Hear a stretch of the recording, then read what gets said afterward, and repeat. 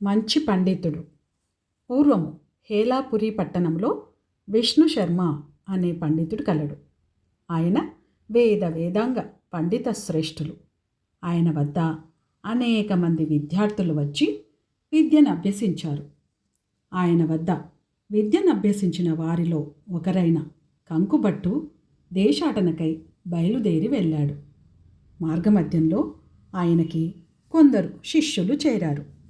ఆయన కాశీ వెళ్ళి అక్కడ పండిత పరిషత్తులు ప్రశంసలు పొంది తిరుగు ప్రయాణం అయ్యాడు. కొంత దూరం వచ్చాక ఓ నగరం వచ్చింది. ఆ నగరమును విశ్వజిత్తు అనే రాజు పాలిస్తున్నాడు. ఆ రాజు ధర్మయుక్తంగా పాలించుతూ ప్రజలను అన్ని వేళలా సంరక్షిస్తున్నాడు. ప్రజలకు ఆయన అంటే విశేష గౌరవం, అభిమానము ఉన్నాయి. ఆ నగరంలో ప్రవేశించి రాజును దర్శించాడు కంకుబట్టు. రాజు ఆయనకి సకల మర్యాదలు చేసి తన రాజ్యంలో ఉండమని కోరుతూ ఆస్థాన పండితుడిగా నియమించాడు. ఆయనకి తగిన కన్యను చూసి వైభవముగా వివాహము జరిపించారు. ఆ దంపతులు అన్యోన్య ప్రేమానురాగములు కలిగి ఉండేవారు. కొంతకాలానికి ఆ యువతి గర్భము ధరించింది. కానీ ఆ ఆనందము వారికి ఎక్కువసేపు నిలవలేదు.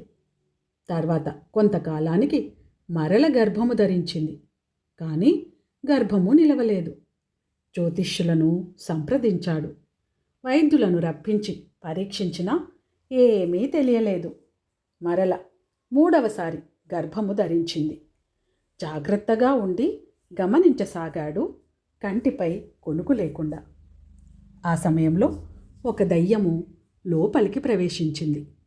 ఆమె పొట్టపై నొక్కి మరల గర్భవిచ్ఛిత్తికి పాల్పడింది. కంకుబట్టుకి ఆవేశం వచ్చి దానిని బంధించాడు. అప్పుడు అది గద్గద స్వరంతో తన కథ చెప్పసాగింది.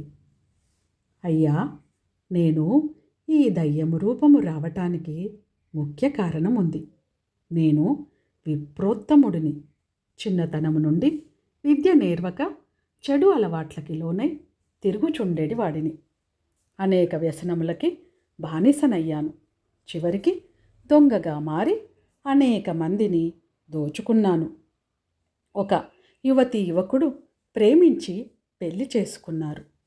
ఆ యువకుణ్ణి హతమార్చి ఆ యువతి శీలము హరించాను. ఆమె అతనిపై ప్రేమతో ఆ మరుసటి రోజు నా కత్తితో పొడుచుకొని చనిపోయింది.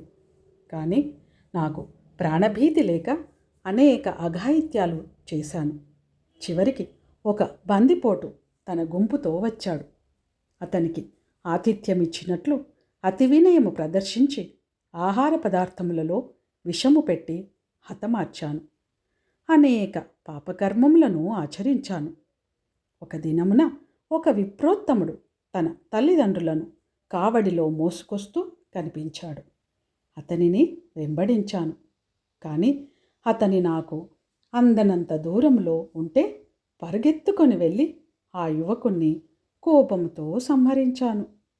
తీరా తట్టలలో అంధులైన ముసలి దంపతులు కనిపించారు. ఆ హఠాత్ పరిణామమునకు తట్టుకోలేక ఆ విప్రోత్తముడు మరణింపగా ఆమె నన్ను దెయ్యంగా ఉండమని శపించింది. ప్రాధేయపడి క్షమించమన్నాను. ఆమె కనికరించలేదు. శాప విమోచనము చెప్పమని ప్రార్థించాను. నీకు పాటలీపుత్రంలో విప్రోత్తముడు కలుస్తాడు. ఆయన వేదాంగ పండితుడు. ఆయన కరుణ వల్ల చాలా కాలము తర్వాత నీ నిజస్వరూపము వస్తుందని చెప్పాడు. మీ గురించి ఎదురు చూస్తున్నాను. మీకు అపకారము కలిగితే కానీ మీరు నా వైపు దృష్టి మరల్చరు.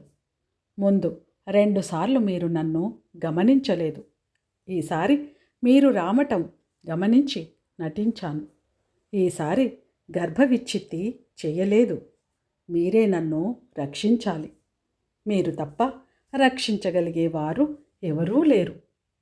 నా శాప విముక్తి మీ చేతిలోనే ఉంది అని ప్రాధేయపడింది. ఆయన తన దృష్టిని సారించారు. నీవు ఇప్పటికైనా బుద్ధిగా ఉంటావా అని అడిగాడు.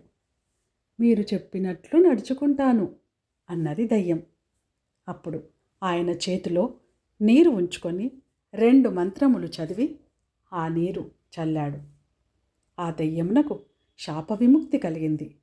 శాప విముక్తి కాగానే విప్రయువకుడిగా మారాడు. ఆయనకి శిష్యునిగా ఉండి అనేక విద్యలు అభ్యసించి పరోపకారాలు చేసి మంచి పండితునిగా కీర్తి గడించాడు.